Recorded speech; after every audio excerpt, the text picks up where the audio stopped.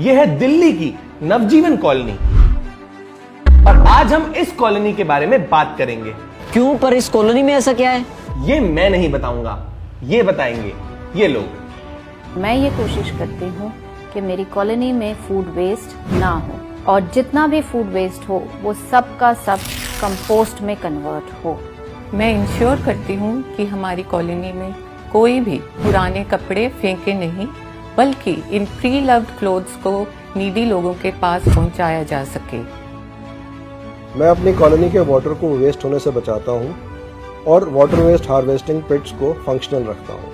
मेरा काम ये सुनिश्चित करना है कि कोई भी वेस्ट ना जाए, बल्कि हम तो रेजिडेंट्स को इस बात पर जोर देते हैं कि सूखे और गीले कचरे को घर में ही अलग कर लिया जाए।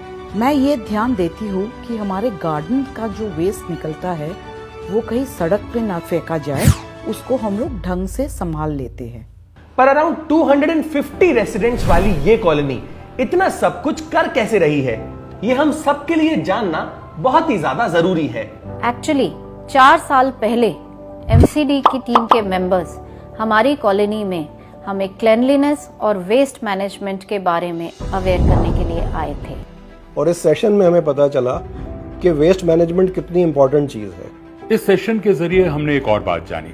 पर्यावरण संरक्षण के लिए जरूरी नहीं कि आप अपनी रोजमर्रा की जिंदगी में बड़े बड़े बदलाव लाएं, बल्कि आप तो छोटे छोटे बदलावों को अपनाकर अपनी रोजमर्रा की जिंदगी में परिवर्तन ला सकते हैं, समाज में एक नया संदेश दे सकते हैं। तो इस कॉलोनी के कुछ लोगों ने डिसाइड किया कि वो अपनी कॉलोनी को जीरो वेस्ट कॉलोनी बनाएंगे, पर ये इतना आसान नहीं था। हमारे सोसाइटी में मोर देन 1000 लोग रहते हैं और हर एक को इंडिविजुअली समझाना हमारे लिए बहुत डिफिकल्ट होता था। तो देखते हैं कि नवजीवन कॉलोनी एक जीरो वेस्ट कॉलोनी कैसे बनी और इस कॉलोनी का सारा वेस्ट आखिर जाता कहां है। हम सबसे ज्यादा तवज्जो सेग्रीगेशन पर देते हैं। इससे सूखा कचरा रिसाइकल हो जाता है और गीला कचरा कंपोस्ट बन जाता है। पर वेस्ट सेग्रीगेशन में हमारी मेड्स और वेस्ट कलेक्टर्स का काफी समय जा रहा था और वो ये करना नहीं चाहते थे। फिर हमने मेड्स को समझाने का एक तरीका निकाला। हमारे एक प्रोग्राम में हम मेड्स को हर महीने सैनिटरी नैपकिन्स फ्री बांटते हैं। उसमें हमने मेड्स को वेस्ट सेग्रीगेशन की इम्पोर्टेंस के बारे में समझाया और बदलाव शुरू हुआ।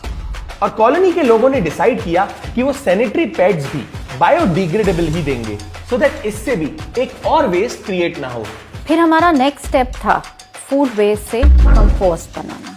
हमने अपनी कॉलोनी में एक कंपोस्ट पिट इंस्टॉल किया जिसमें सारी कॉलोनी के फूड वेस्ट जैसे सब्जी फल के छिलके, वेजिटेबल पील्स, बचा हुआ खाना, ये सारा का सारा कुछ जाने लगा और इससे हम कंपोस्ट बनाने लगे, जिसकी वजह से हम हर साल तकरीबन 10,000 किलो कंपोस्ट खुद ही बना लेते हैं और इस कंपोस्ट को हम अपने गार्डन्स और पार्क्स में यूज़ करते हैं। इसको यूज़ करने से ना ही हमारी सॉइल की क्वालिटी इम्प्रूव होती है, बल्कि हम वेट वेस्ट को लैंडफिल में जाने से भी बचा पाते हैं।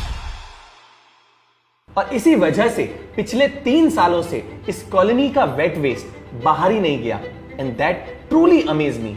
हमारा नेक्स्ट स्टेप था कि हमारे जो गार्डन से निकला हुआ वेस्ट है उसका भी हम कुछ करें। तो हमने एक श्रेडर खरीदा और जितने सूखे पत्ते निकलते हैं सब श्रेड करके हमने हर एक पार्क में लीफ कंपोस्टर्स में डाल दिया और देखते ही देखते 3 या 4 महीने के अंदर हमें बहुत अच्छा खाद मिल जाता है, जिसको हम अपने पार्क के पौधों में ही यूज करते हैं। क्योंकि अब ये कचरा घरों से ही सेग्रीगेट होकर आ रहा है, इससे ये भी जाहिर है कि अब ये डायरेक्टली रिसाइकलिंग के लिए तैयार है। पर अभी भी कई सारी चीजों पे काम करना बाकी था और हम ये भी चाहते थे कि जो कॉलोनी में रेन वाटर का पानी वेस्ट होता है उसको भी हम इकट्ठा करें और उसको सेव करें। तो उसके लिए हमने 5 लोकेशंस आइडेंटिफाई की जहाँ पे कॉलोनी में रेन वाटर जमा हुआ करता था। तो हमने 5 वाटर हार्वेस्टिंग पिट्स बनाई और पानी को चैनलाइज किया, जिससे कि ग्राउंड वाटर जो है वो रिचार्ज होने लग गया। अभी हम 3 वाटर हार्वेस्टिंग पिट्स और बना रहे हैं। साथ ही हमने अपने घरों के नलकों में एरेटर्स फिक्स कराए हैं सो दैट वाटर का फ्लो कम हो जाए और पानी को हम एफिशिएंटली यूज कर सकें। ये सब करने के बाद हमने अगला स्टेप ये लिया कि हम फैब्रिक वेस्ट पे भी ध्यान देंगे। इसलिए हर 2-3 हफ्ते में हम अपनी कॉलोनी में क्लॉथ डोनेशन ड्राइव करते हैं, जिसमें लोग अपने प्री लव्ड क्लोथ्स डोनेट करते हैं। इससे ये कपड़े वेस्ट नहीं होते और नीडी लोगों के काम आ जाते हैं। इतना ही नहीं, हमारे कॉलोनी में काफ़ी लोग बायो एंजाइम अपने घरों में खुद बना लेते हैं। ये बनाना बहुत आसान है। सब्जी के छिलके या खट्टा किसी फलों के छिलके से बहुत आसानी से बनता है।